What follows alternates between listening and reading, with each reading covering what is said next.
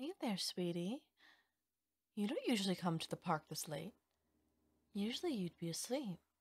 I assume, anyway. Did something happen?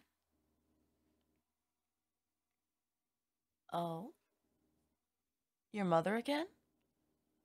What did she do this time? Mm-hmm. Mm-hmm. Aw, you poor thing. Here, let's take a seat on this bench. No, it's not okay. A mother shouldn't even think those things about her child, much less shout them at you. You know you're not right. You're not useless. You're not unneeded. No matter what that woman says. Seriously, I can't believe her nerve. No, don't let her get into your head, sweetie. It's easy to look down on yourself, but through my eyes, I can see you for the wonderful person you are. You're very brave, you know. It takes a lot of courage and heart to talk to someone about your problems. You've told me so many things that are so difficult to say. All the things a mother does, the way she treats you, and sometimes you might not even be sure if she's the one in the wrong because she could just get into your head that much and make you blame yourself. You've accomplished some very challenging things, and you don't give yourself enough credit for that. I mean, I was just a stranger in the park before you started confiding in me. Imagine how much courage that took to make yourself vulnerable to a stranger like that. But I'm glad. I'm glad you reached out to me. I don't want to leave you to suffer alone. I can't. No, you're not a bother. You're not being a burden on me. I know you're not a kid.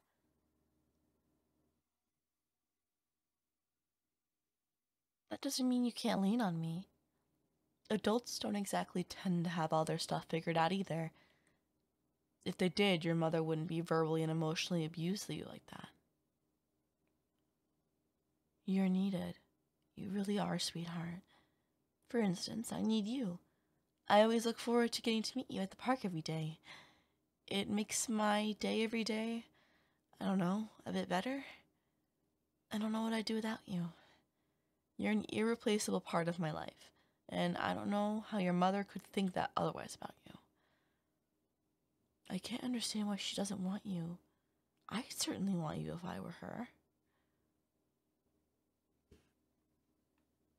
Listen, honey, it wasn't just a moment of anger or a moment of weakness or anything like that. It's not good to make excuses for her. That's just enabling her bad habits. If it was really just a moment of anger, then why does she treat you like that all the time? And besides, people show you who they really are when they're angry. They show you what they're really thinking because they lose their filter. It's easy, you know? It's easy to filter out all the nasty, uncivil thoughts when you're calm, but when you get angry, that all goes out the window and you show your true colors. And your mother has shown you the kind of person she really is many times now. How many times have you complained to me about your mother doing things like this by now? It's a lot, right? Sweetheart, I'm not saying this lightly. I'm saying it for your own good when I say that your mother is toxic. And you know what you have to do when you meet a toxic person, right? You have to cut them off. There's no use in dealing with them. You can't salvage the relationship no matter what you do because that requires both sides to do so. And the toxic person has made their intentions and character very clear. But it's okay. I know it can be painful to cut someone off like that, but it's not as much of a loss as it seems because you can always form a new relationship with people.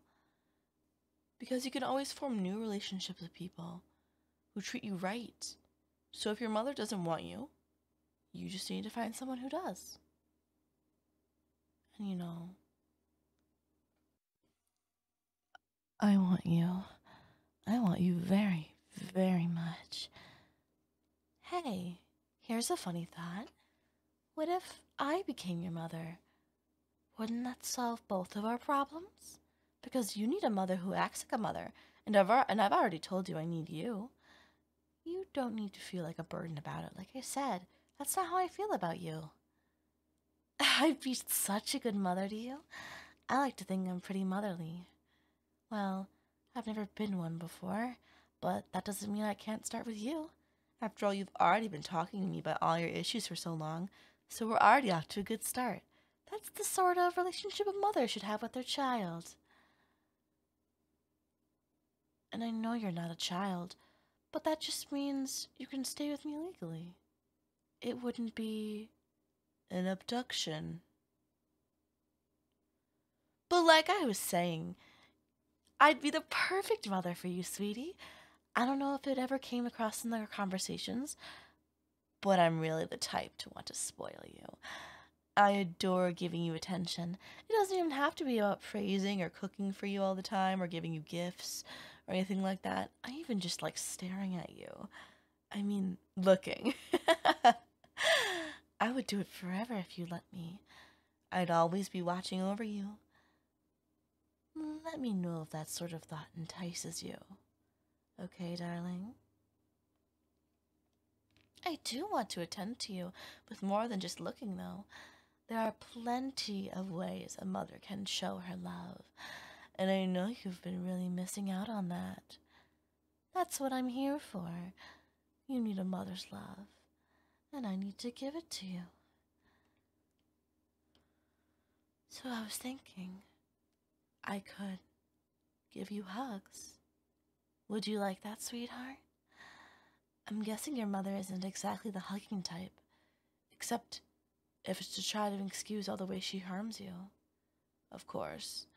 But I could fix that little issue for you. You know, since the moment I saw you, I wanted to hug you. How about we make up for lost time?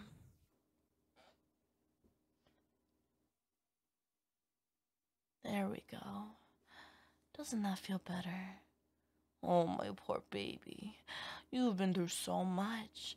I wish I gave you all the hugs from the start, but I was so afraid of being too self-indulgent. But now you don't mind, right? You don't mind if I indulge myself a little, if I indulge my need to love you.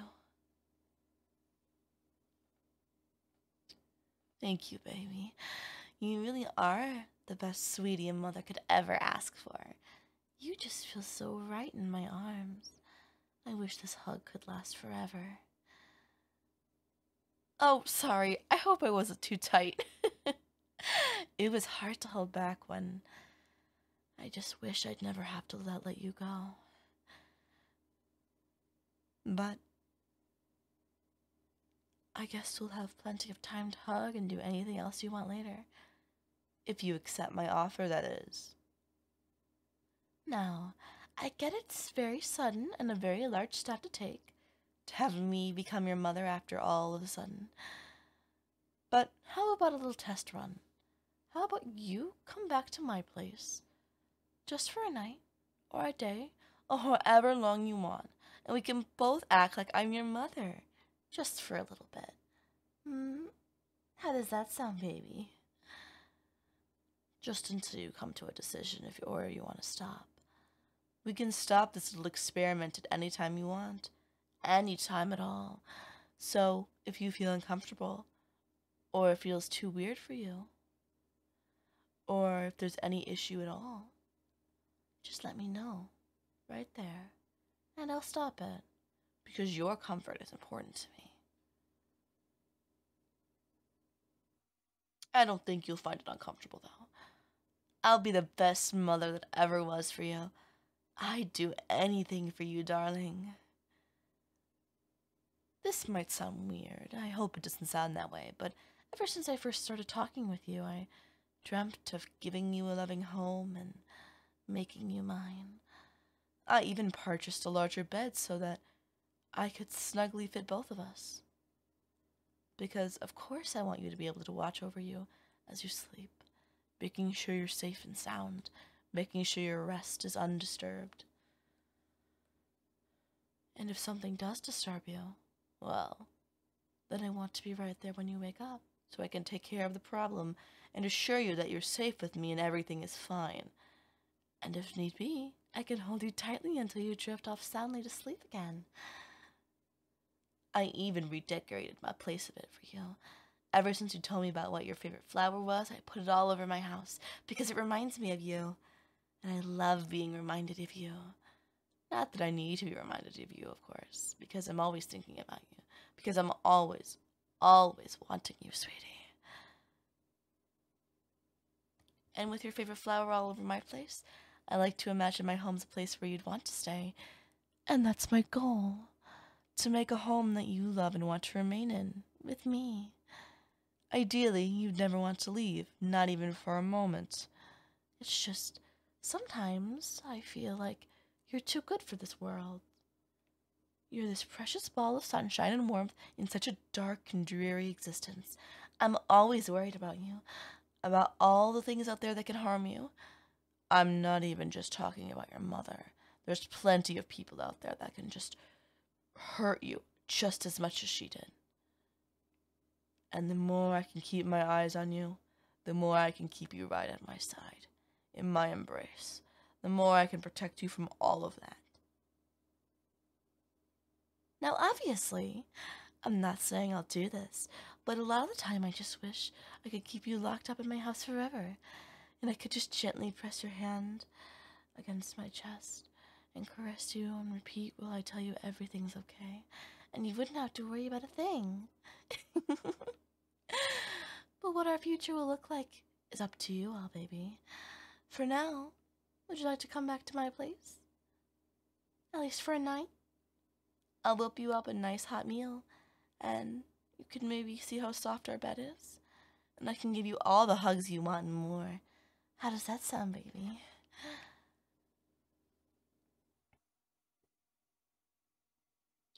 I thought you'd be up to it.